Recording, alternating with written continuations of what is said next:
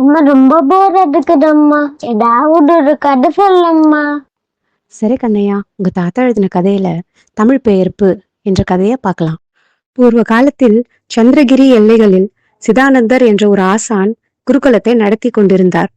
அந்த குருகுலத்தில் பல மாணவர்கள் கல்வி பயின்று வந்தனர். அவர்களில் வினோதன் மற்றும் வினயன் என்ற இருவரும் நீண்ட நாட்களாக கல்வி கற்று தம் கல்வியை பூர்த்தி செய்துவிட்டனர். பிறகு அவர்களது ஆசான் அவர்களை வீட்டுக்கு திரும்பி கிரகஸ்தரின் கடமைகள் பின்பற்ற வேண்டும் என்று கூறினார்.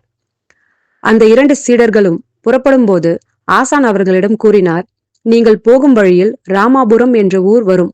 அந்த ஊரில் எல்லையில் என் சிறுவயது நண்பர் சுதர்சனன் தனது குடும்பத்துடன் சிறிய நிலத்தில் விவசாயம் செய்து வாழ்கிறார்.